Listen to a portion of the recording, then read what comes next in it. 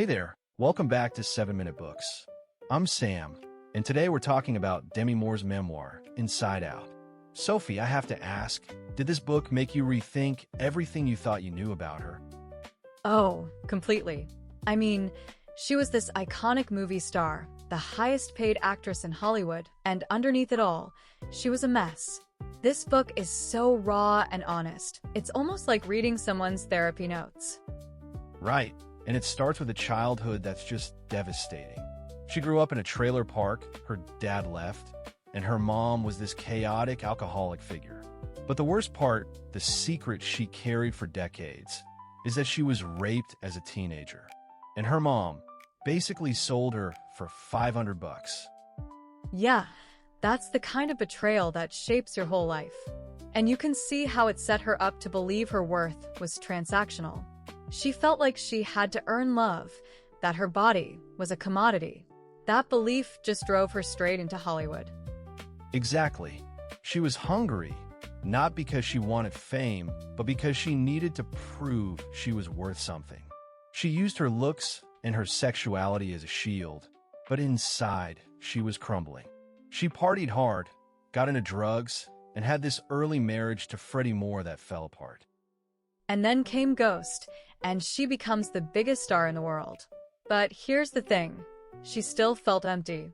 The external validation was like a drug, and she needed more and more to feel the same high. She married Bruce Willis, had 3 beautiful daughters, and on paper, it was a fairy tale. But in reality, it was a pressure cooker. She was the bigger star, which created this weird dynamic, and she tried to control everything because her internal world was a mess. She pushed Bruce away, and the divorce was a public spectacle. For her, it was a private failure. Then she goes through this reinvention phase, shaving her head for G.I. Jane, pushing her body to the limit. But it was all a facade. She gets into a relationship with Ashton Kutcher, 15 years younger, and she tries to be the cool girlfriend, even though she's dealing with miscarriages and her own demons. And when that relationship crumbled, she had a complete breakdown. She turned to alcohol and opioids. And there's this terrifying description of her inhaling nitrous oxide from whipped cream chargers just to escape her own mind. She hit rock bottom when she was hospitalized with a seizure. But the recovery is the heart of the book. It's not a glamorous redemption arc. It's slow, painful therapy work. She had to sit with the pain of her childhood rape and look at her mother not as a monster, but as a deeply flawed woman who is also a victim. She had to forgive. Not for her mom, but for herself. That's what the title Inside Out means, right? She turned her life inside out, stopped performing, and started finding out who she really was. And one of the things that struck me is this idea of the good girl persona.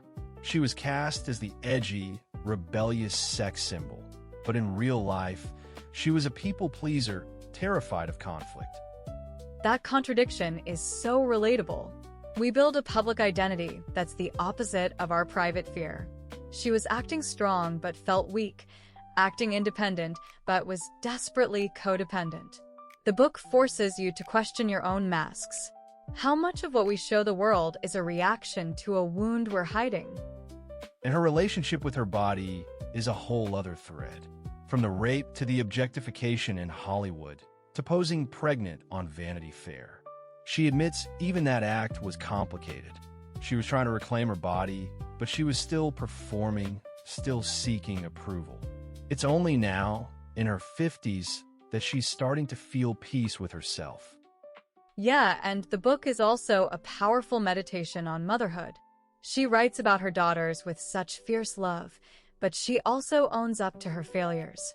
She doesn't make excuses. She apologizes to them through the pages.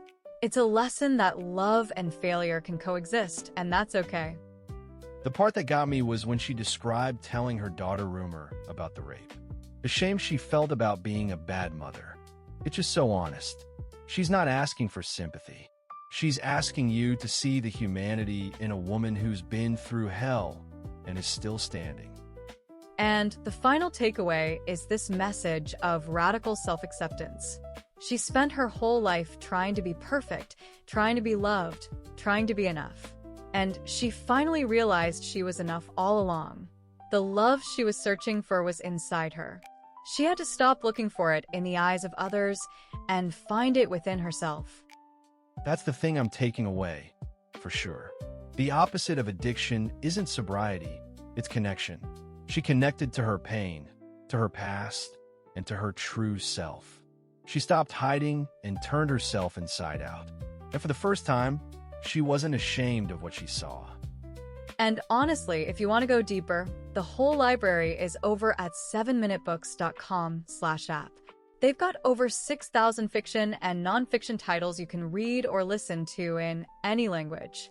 It's just $2.99 a month, $9.99 a year, or $19.99 for lifetime access. So, a book about becoming whole, not by erasing the scars, but by finally looking at them. That's Inside Out. We'll see you in the next one.